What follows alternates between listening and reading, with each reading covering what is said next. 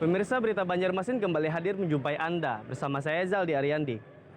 Sejumlah berita aktual dan beberapa informasi menarik lainnya telah kami siapkan. Berikut berita utama hari ini.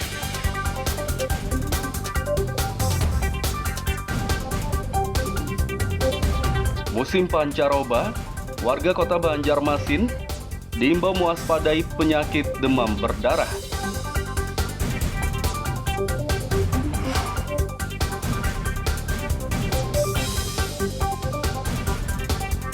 Akibat minimnya pasokan, harga bawang di kota Banjarbaru naik.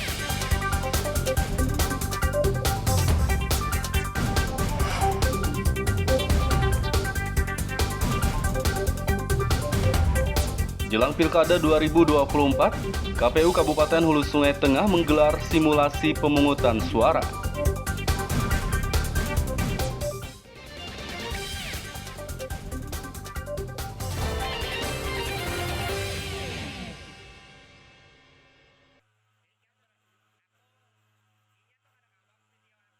Musim pancaroba, warga kota Banjarmasin diimbau mewaspadai penyakit demam berdarah DBD.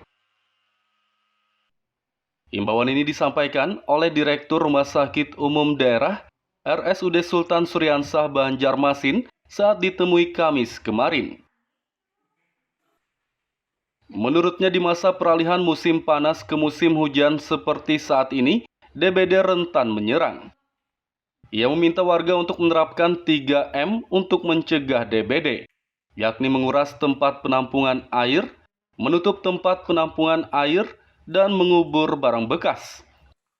Selain itu, untuk menghindari gigitan nyamuk, warga juga diimbau tidur menggunakan kelambu dan obat pengusir nyamuk. Kasus DBD kita di Banjarmasin sama musim pancaroba ini seperti apa, Pak? Ya, kalau di Sultan Suryansah dari laporan kasus rawat inap untuk di bulan Oktober ada 17 kasus, untuk bulan November ini sementara ada 6 kasus. Jadi untuk November dari 6 kasus itu ada 4 anak, ya, ada 4 anak usianya di balita ya, di bawah 5 tahun. Kemudian yang 2 orang lagi itu justru orang tua yang kena di atas 50 tahun. Sekarang masih dirawat di rumah sakit apa? Oh, ada yang sudah pulang, sudah membaik, tapi tidak ada yang kasus meninggal. Pasien DBD yang dirawat di Rumah Sakit Sultan Suryansah Banjarmasin selama periode November 2024 ini berjumlah 6 orang. Sedangkan pada Oktober lalu ada 17 orang dan September 22 orang. Fudail dan Lutfi Darlan melaporkan dari kota Banjarmasin.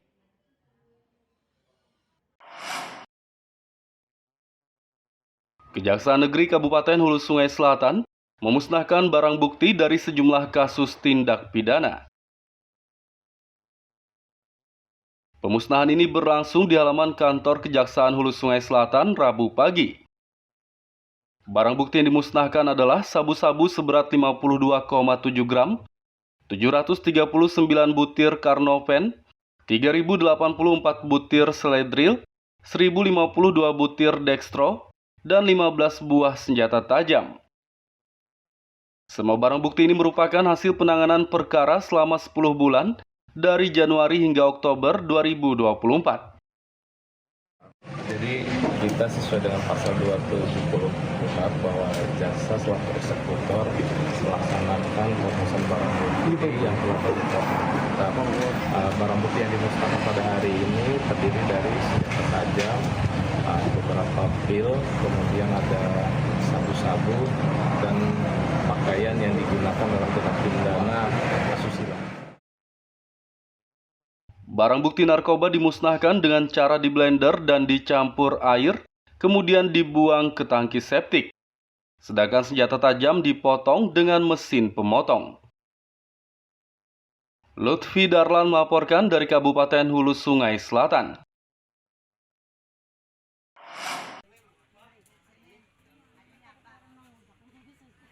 Harga sejumlah bahan pokok di kota Banjarbaru mengalami kenaikan dalam beberapa pekan terakhir. Salah satunya komoditas bawang. Terpantau di Pasar Bauntung, Banjarbaru Kamis pagi, harga bawang merah yang semula Rp30.000 per kilogram naik menjadi Rp50.000 per kilogramnya. Sementara bawang putih naik menjadi Rp40.000 per kilogram dari Rp35.000 per kilogram. Sedangkan harga bawang bombay masih stabil di kisaran Rp40 hingga Rp45.000 per kilogram. Menurut pedagang, kenaikan harga bawang merah dan putih disebabkan oleh minimnya pasokan. Setengah bulan lah. Setengah bulan Pak ya. Nggih. Bawang apa itu Pak? Bawang merah, Nggih, bawang putih naik juga. naik juga. Nggih. Sebelumnya dijual berapa Pak? Kalau yang Super? super itu semalam itu cuma 30, Sekarang yang super itu 50. 50 sekarang Pak ya. Kalau yang biasa besar aja Nggih. 45, Nggih. kalau yang sedang itu 40. Kalau bawang putihnya berapa Pak? 40 40. 1 kilo, Sebelumnya berapa dijual Pak? 35. 35. Jadi ada kenaikan juga Pak ya. 20-an ribu per kali. Pasokan bawang merah dan putih minim diduga karena cuaca ekstrim yang terjadi belakangan ini, sehingga pengiriman bawang dari luar Pulau Kalimantan terhambat. Lutfi Darlan melaporkan dari kota Banjarbaru.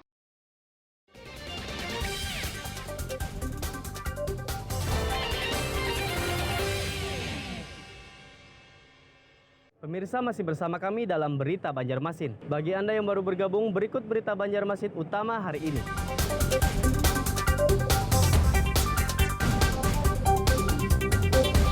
Musim pancaroba, warga kota Banjarmasin diimbau mewaspadai penyakit demam berdarah.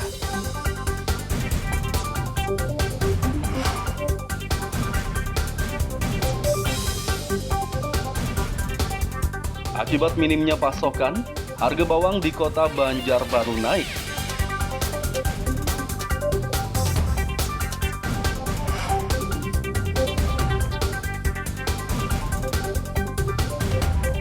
Jelang Pilkada 2024, KPU Kabupaten Hulu Sungai Tengah menggelar simulasi pemungutan suara.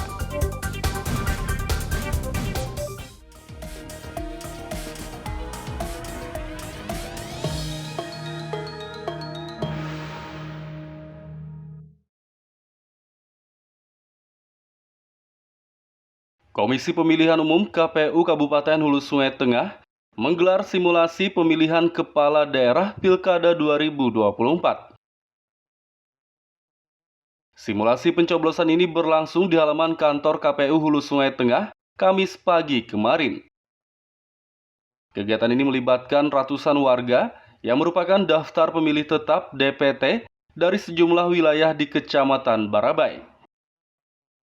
Komisioner KPU Hulu Sungai Tengah mengatakan, simulasi ini untuk mematangkan persiapan petugas kelompok penyelenggara pemungutan suara atau KPPS. Ia berharap para petugas KPPS memahami tugas mereka masing-masing sehingga pemungutan suara nantinya berjalan dengan lancar. Tujuan utamanya sebenarnya adalah untuk memberikan pengetahuan secara utuh kepada rekan-rekan penyelenggara. Makanya petugas hari ini adalah asli petugas KPPS yang akan bertugas tanggal 27 November. Jadi setidaknya mereka sudah punya gambaran seperti apa tugas dan pokok yang akan dilaksanakan pada saat hari pemungutan suara tanggal 27. Informasi tadi yang kita undang itu sekitar 450 orang. Cuman yang datang memang tidak bisa maksimal karena pertama hari kerja, yang kedua faktor banyak pekerjaan yang lain.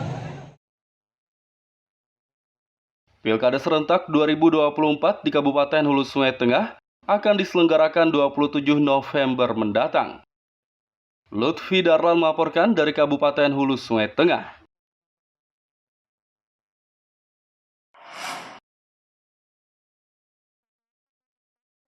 Satuan Lalu Lintas Polresta Banjarmasin menerapkan sistem rekayasa arus lalu lintas di Jalan Veteran, Kecamatan Banjarmasin Tengah. Rekayasa arus lalu lintas ini diterapkan sejak 21 November kemarin karena adanya proyek normalisasi Sungai Veteran. Sejumlah petugas Satlantas Polresta Banjarmasin bersiaga di jalan ini untuk mengatur arus lalu lintas. Rekayasa arus lalu lintas yang diterapkan adalah sistem buka tutup dan sistem satu arah. Selain itu, jika arus lalu lintas terlalu padat, maka jalan akan ditutup sementara waktu dan dialihkan ke jalur alternatif. Itu sudah kita pelajari, terutama yang paling padat di pagi hari, anak-anak sekolah berangkat dan kerja, dan sore hari, anak-anak pulang sekolah dan orang pulang kerja. Jadi sesuai konsep pertama, rekayasa itu akan buka tutup. Buka tutup itu gantian masuk. Makanya nanti ada sekat 50 meter pengerjaan proyek dari proyek, jadi 50 meter bergantian. Kalau tidak memungkinkan, akan kita satu arus sesuai situasinya yang panjang dari mana. Kalau memang dua-duanya tidak memungkinkan, akan kita alihkan, terutama di Sangga 5 dan di Tempekong. Rekayasa arus lalu lintas ini diberlakukan hingga pemasangan tiang pancang proyek normalisasi Sungai Veteran rampung. Lutfi Darlan melaporkan dari Kota Banjarmasin.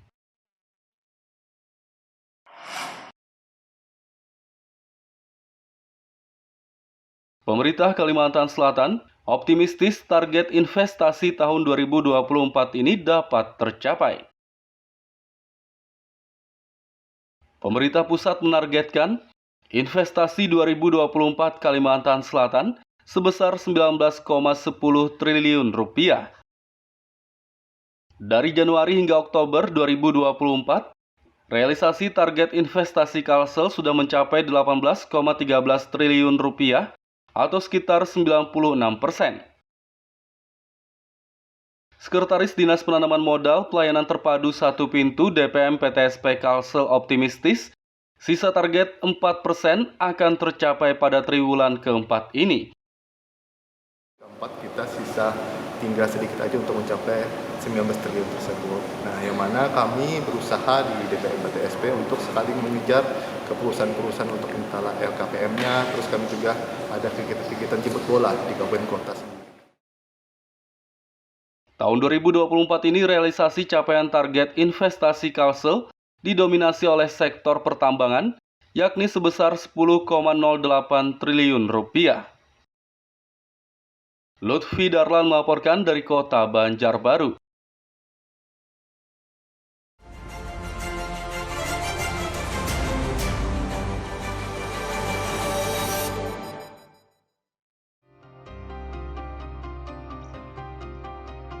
Memasuki musim hujan, Badan Penanggulangan Bencana Daerah BPBD Kalimantan Selatan menggencarkan mitigasi bencana.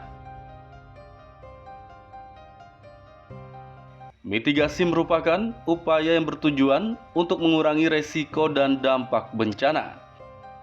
Bencana yang sering terjadi di Kalsel saat musim hujan adalah banjir, angin puting beliung, dan tanah longsor. Kepala BPBD Kalsel mengatakan, pihaknya akan melakukan mitigasi untuk mengantisipasi bencana-bencana tersebut.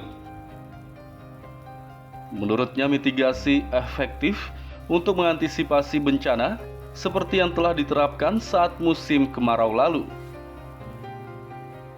Kebakaran hutan dan lahan karhutla di Kalimantan Selatan pada kemarau tahun-tahun sebelumnya seluas 3.000 hektar.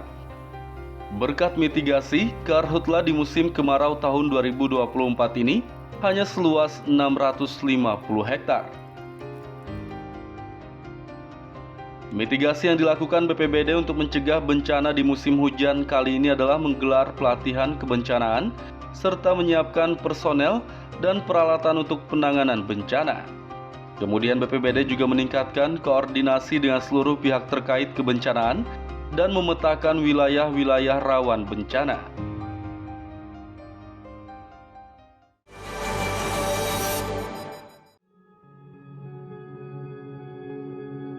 Kasus penyakit kelamin alias infeksi menular seksual HIV di Kota Banjarbaru bertambah.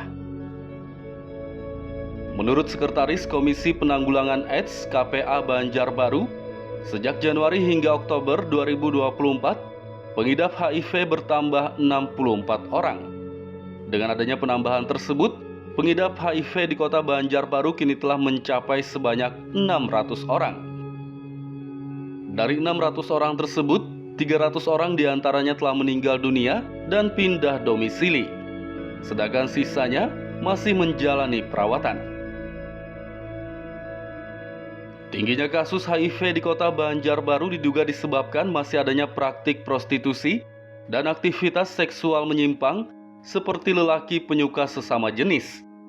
Komisi Penanggulangan AIDS Kota Banjarbaru mengimbau kepada warga yang berisiko tinggi tertular HIV agar segera memeriksakan diri.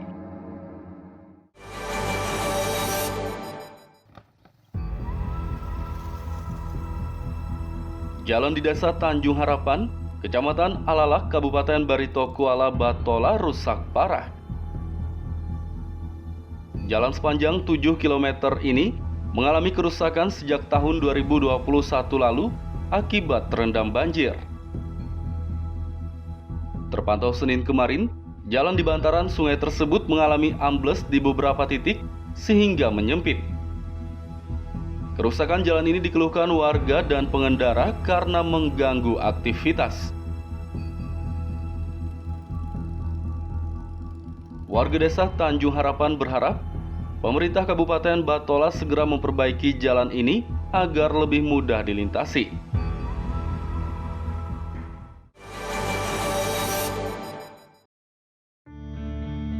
8 rumah di Kelurahan Landasan Ulin Selatan, Kota Banjarbaru rusak akibat diterjang angin puting beliung. Angin puting beliung menerjang permukiman warga di kawasan ini saat hujan lebat Senin sore lalu. Salah satu korban mengatakan saat kejadian ia bersama anak-anaknya berada di dalam rumah. Tiba-tiba saja angin kencang berputar datang menerjang hingga atap rumahnya terlepas. Berdasarkan data Badan Penanggulangan Bencana Daerah BPBD Banjarbaru, dari 8 rumah yang diterjang angin puting beliung, 2 diantaranya rusak berat dan 6 lainnya rusak sedang. Selain merusak rumah, angin puting beliung juga menyebabkan sejumlah pohon tumbang ke jalan, sehingga arus lalu lintas menjadi terganggu. Anggota BPBD langsung dikerahkan untuk memotong dan menyingkirkan pohon dari jalan.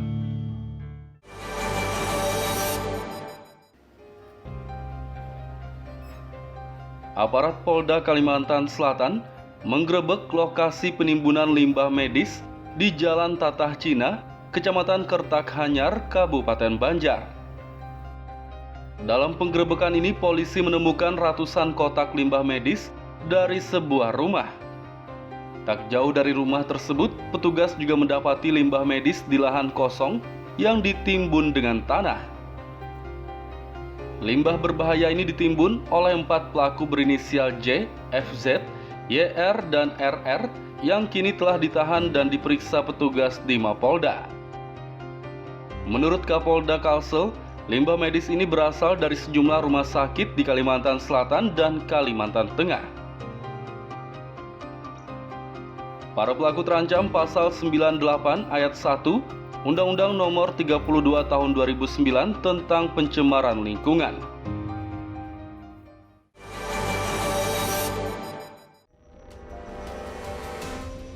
Kasus pengeroyokan terhadap seorang pelajar di Sekolah Menengah Kejuruan SMK Negeri 3 Banjarmasin diselidiki polisi.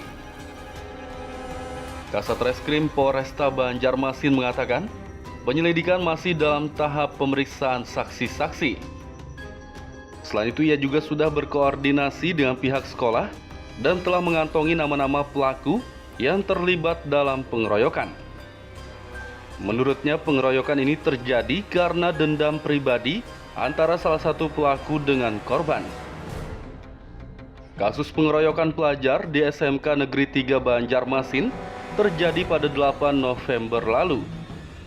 Korban berinisial ZR, 17 tahun, dikeroyok oleh 8 siswa lainnya di kantin sekolah dan kelas. Kejadian ini menyebabkan korban menderita memar di sejumlah bagian tubuhnya sehingga harus dirawat di rumah sakit.